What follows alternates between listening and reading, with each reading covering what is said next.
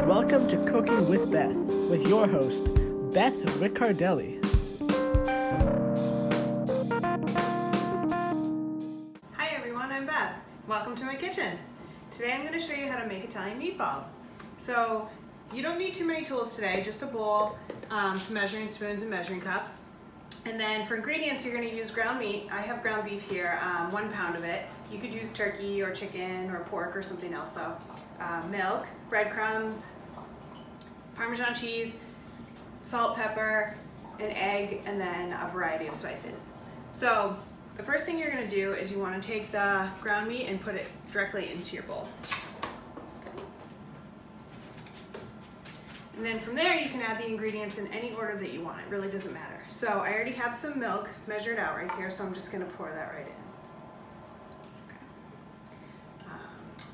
You may find that you have breadcrumbs in your kitchen already, something that looks like this, Italian breadcrumbs, or you can get them without any seasonings in them. If you don't have something like this, you can make your own. It's no big deal. So to do that, you're going to want to take a couple slices of bread, 1 or 2, and you can either let them sit out overnight for maybe 1 to 2 days until they're rock hard, something like this, or you can put them in the oven and you can toast them, which doesn't take as long if you forgot to leave some bread out and you decided you wanted to make this recipe. So what you're going to do for that is you put your oven at about 250 and put the bread directly on the rack and then cook it for about 30 minutes. So check it maybe every 10 minutes or so. If it starts to be look like it's turning brown, then you can take it out. But you want to make sure that it's hard all the way through, so that way there's no moisture left in the bread. And then from there, you can actually take a cheese grater and just grate it right on there if you don't have a food processor or something like that. So do this, start making breadcrumbs. So I already did that with a piece of bread, and I actually made or grated a whole bunch already. It takes kind of a minute, so I wanted to get things moving along. So I have some breadcrumbs right here. So what you're going to do is measure out 1/3 of a cup. So take those, put them right in the cup.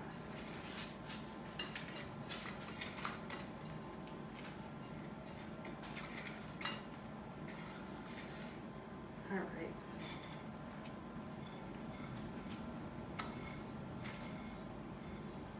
Okay. So you got your 1/3 of a cup of breadcrumbs, and you can pour those right in. Because there's no seasonings in there, we're going to adjust our seasonings in a little bit. So if you have Italian breadcrumbs, they already have some seasonings mixed in and some flavor mixed in there. But if you don't, you can just add a little extra of the seasonings that we're going to add in a few minutes. So then after that, you can add some Parmesan cheese. You want to use the powdered grated kind.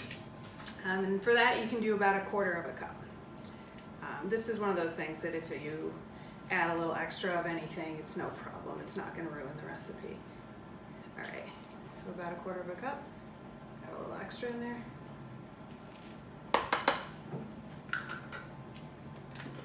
And then we're going to add a couple pinches of salt. A little bit of black pepper. Enough for about a couple pinches. And then I'm going to add some oregano, basil, garlic salt or garlic powder, and onion powder. So for each of these you can add about 1/2 teaspoon. Like I said, it's not really that big a deal if you add a little more, a little less. It's kind of your taste. So I'm going to add a little bit bigger than 1/2 teaspoon of each. So that's oregano.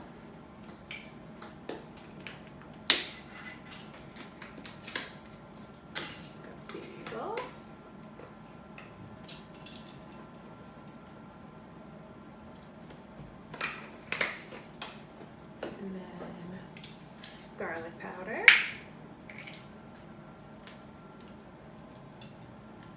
Just scoop each one. And then onion powder.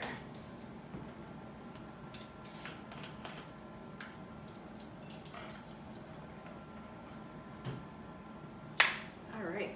Then the last thing I'm going to add is the egg. I'm doing this last because sometimes the egg gets on your hands a little bit and I didn't want to touch the other ingredients if I had egg on my hand. But now we're actually going to be mushing the whole thing with our hands, so it doesn't matter if it gets a little bit dirty.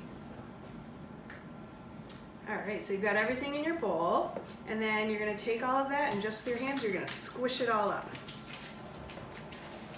This is kind of the fun part.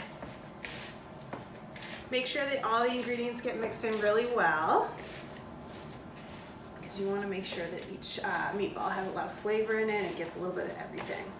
The eggs and the breadcrumbs are going to act as a binder, so those are what will keep the meat holding its shape when you start to cook it. So that's why you add those in. All right. So everything's mixed up. It's going to look like this. And then you can just take it and form it into the balls. So you're going to take these and make them probably a little bit smaller or a little bit bigger than a golf ball. It really doesn't matter the size as long as you keep them all consistent so that when you cook them, they cook evenly. So mine are a little bit bigger than a golf ball here. And you don't want to pack them too tight, otherwise they're going to be kind of tough when you cook them. So while you're doing this, you can just sit them aside on a plate for now, and then we're actually gonna make a little sauce to cook them in, so I'll show you how to do that next. So these you can, if you're making them and then you don't wanna cook them right away, you can actually put them in your refrigerator and then cook them later, whatever you'd like to do.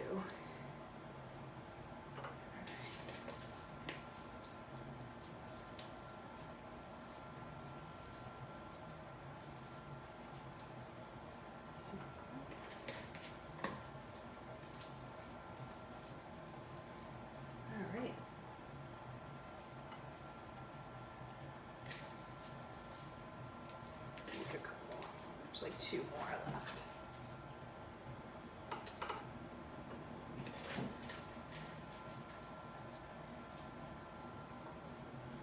And here you go. So you've got your meatballs formed. So I'll show you how to make a sauce and cook these next.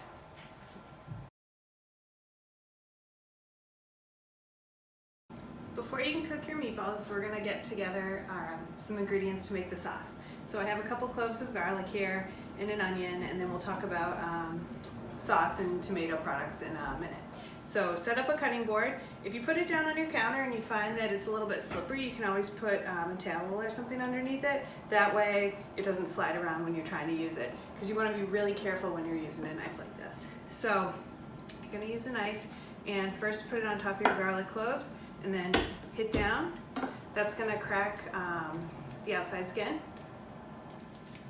and make it a little bit easier to peel off. Sometimes you have to do it all at once. All right, so you can peel that piece off, and then you're going to cut the little bottom section off because that's hard. And with this, you want to mince it. So we're going to cut it into small pieces. Make sure you keep your fingers back. Use a rocking motion to go back and forth. And then mince means you want really small pieces. Okay, be very careful. Go through it a couple times.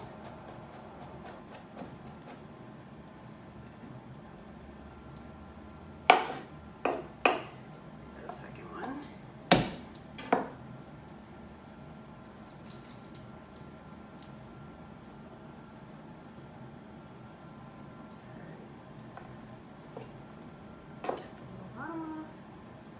And rinse that too.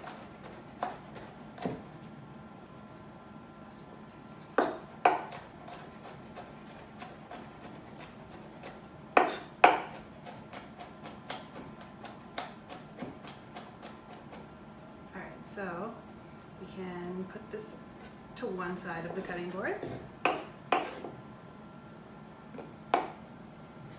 And then we're gonna cut about a half an onion. So if you have a large one like this, we're gonna cut half of it. If you have a smaller one, you can cut the whole thing. So I'm gonna cut the top and the bottom off first. Try not to waste much of it.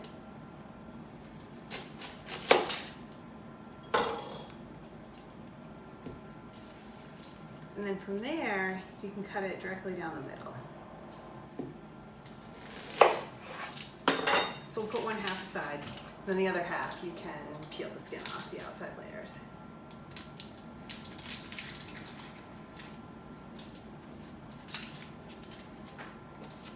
Okay. Once you have it like this, you're going to cut a little bigger than a 1/4 inch size pieces all the way through.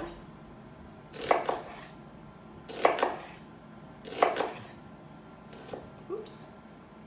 If it does that, you can always switch sides.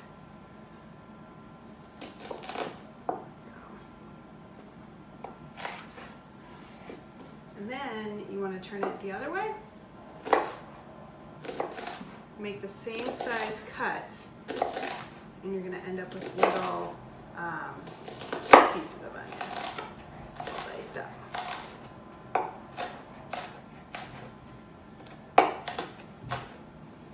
And if you end up missing it, you can go through a couple times.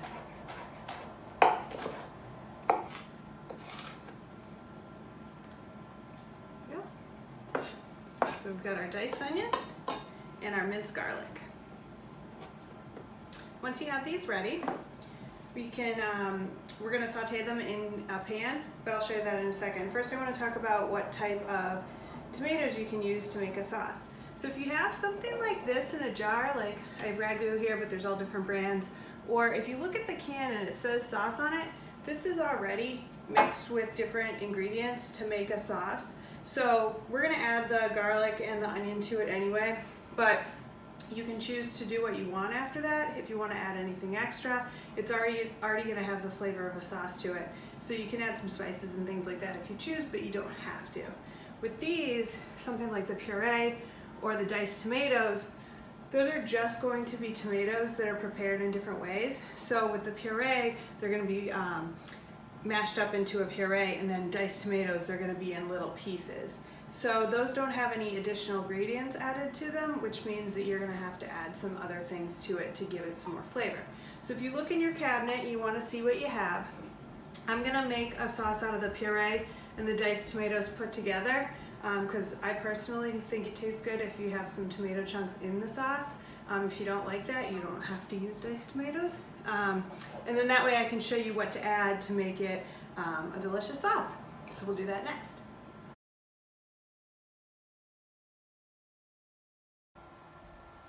For this section, we've moved over to the stove. So we're going to turn the heat on to about medium-high underneath your pan, and we're going to start making our sauce. So turn that on, and then you're going to add a little olive oil to the pan, probably about a couple tablespoons. If you don't have olive oil, that's fine. You can use any kind of oil. That will work fine too. So we just put a little bit in there, and we're going to heat that up. While that's heating, want to make sure you have all your ingredients. So I moved the garlic over here, I have the onions, and then I've got my diced tomatoes and my tomato puree that I'm going to use for this. I also brought over some seasonings like salt and pepper, and we're going to add a little more Parmesan cheese and some basil and some oregano to this as well. And I personally like sauce that's a little bit spicy, so I'm going to add some crushed red pepper to mine. So once that gets a chance to heat up a little bit, you can add your garlic in. So I'm just gonna push that right into the pot. You can hear it sizzling just a little bit. So you're gonna move that around in the oil and let it cook just a little bit until it starts to get fragrant, which means that you can smell it. This is one of the best smelling things, I think, when you're cooking in the kitchen. A little bit of garlic and oil. Then you can add some onion in.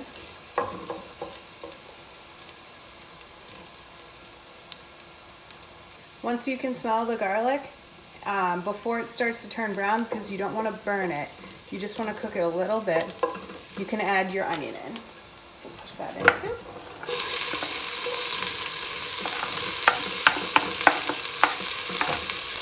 And then move that around and cook it until the onion gets tender.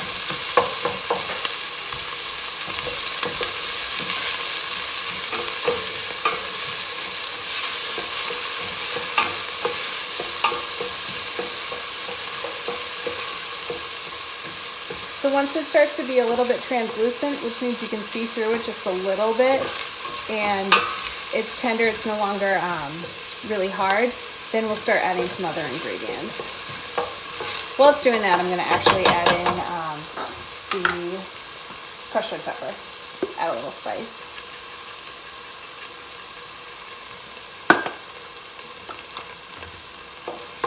Continue cooking that.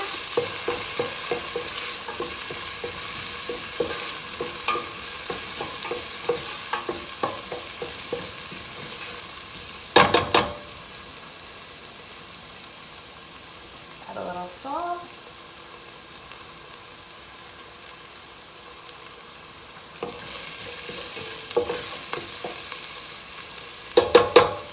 Smells really, really good. And then a little black pepper.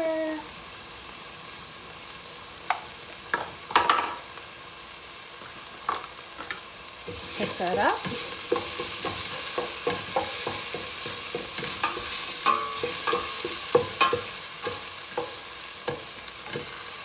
Still need a little time, but they're almost ready, the onions.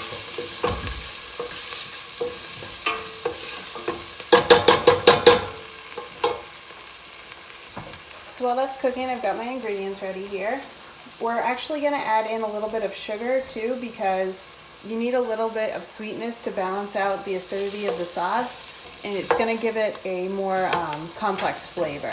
Without that, it's going to taste pretty plain, and it's going to taste basically just like tomatoes with some salt. And then, as said before, it's very acidic that way, and the sugar helps balance it out.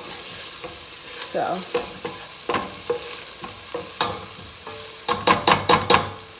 looks like these onions are just about ready. I'm going to let them cook for just another minute.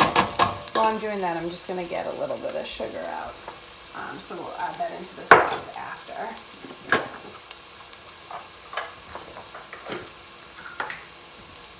I'm just going to do either a couple, like a tablespoon about, or I have a 1/4 cup measurement here. I'm only going to fill it about a third of the way.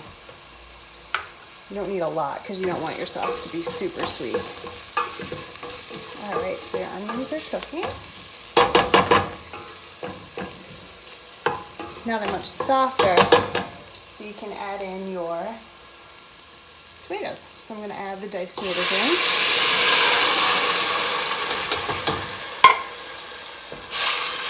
Mix that up. And then tomato puree.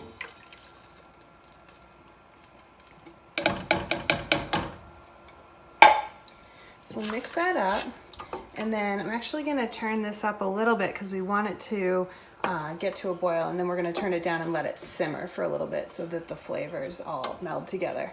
So while we're waiting for it to heat up, we can actually add a little bit of water too. So I'm going to take the tomato can that still has the puree on the inside of it, and I'm going to add some water to that and then add it right into the sauce. That way you'll get all that little bit of tomato that's left in the can. So filled it about around halfway, and you can slosh it around and get all the extra tomato that's left in there. So this isn't going to water your sauce down, because what will happen is while it's cooking, it's going to take a little while to cook, and it's going to steam while it's doing that. And so some of the liquid's going to steam off as it's cooking the whole time. So any of that extra water is basically just going to end up steaming off. If you didn't add any water in, then your sauce is going to end up getting really, really thick, and it'll end up sticking a lot of the time to the pan just because it doesn't have enough liquid in it, and you're going to end up with a lot less sauce. So the water actually helps it out. All right. So while that's cooking, we're going to add in a couple more things. I'm going to add a little bit of basil. So just a couple shakes.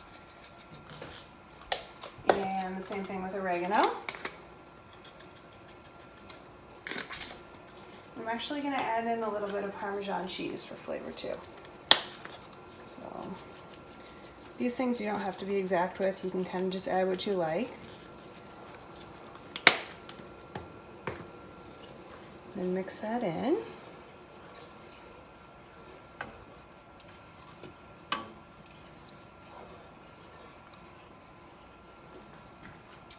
So then you want to heat this up and let it come to a boil. As soon as you start seeing it to bubble towards the top, you don't want the bubbles to spout out and get sauce everywhere. So you want to turn it down at that point to medium to low and just let it simmer, which means it's just going to bubble slightly, but it's not going to boil all the way. And so that's gonna cook like that for at least 30 minutes. It doesn't hurt to do a little bit longer. I'm gonna let it cook once it boils for probably 30 to 40 minutes, and then after that we're gonna add our meatballs in, and then we'll cook for even a little bit longer. All right.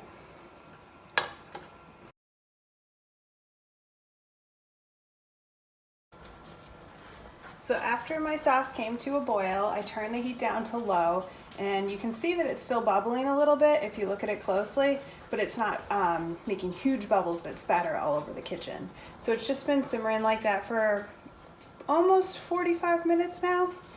So that means I'm gonna give it a stir really quick. I've been stirring it here and there just to mix things up, make sure nothing gets stuck to the bottom.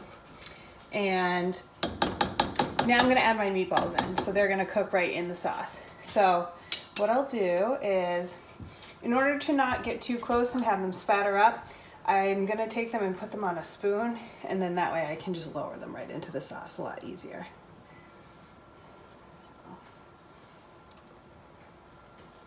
Put all these in here. Should be enough room for them all.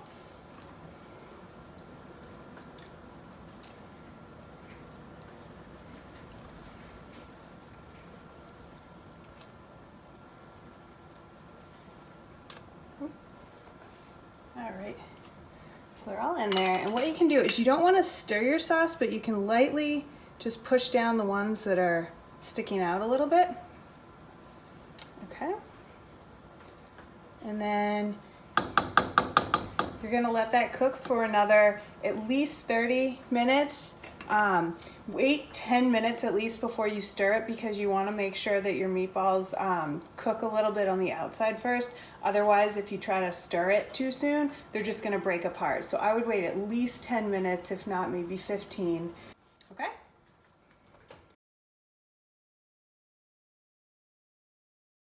So I took the sauce off the stove and I cooked it for about another 45 minutes. So it smells amazing in here right now. I want to check and make sure that the meatballs are ready, which you can do by using a thermometer. So what you want to do is put that right into the center of a meatball, and the temperature needs to be at least 160 degrees to make sure that it's done all the way. So when I put this in here, I'm actually getting over that, which is great. So 190 plus. The other way that you can do that is you can take this and cut one of your meatballs in half, just to make sure, and just in case you don't have a thermometer. So what you can do is take one out, put it into something, and then just cut it directly down the middle. And if you look in the middle, you want to make sure that there's no pink in there, so it looks cooked all the way through.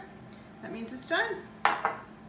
So now you can either serve this by itself, you can make meatball subs, add a little cheese and bread, or you can cook some pasta and have it with like spaghetti or something like that. Whatever you'd like. Enjoy!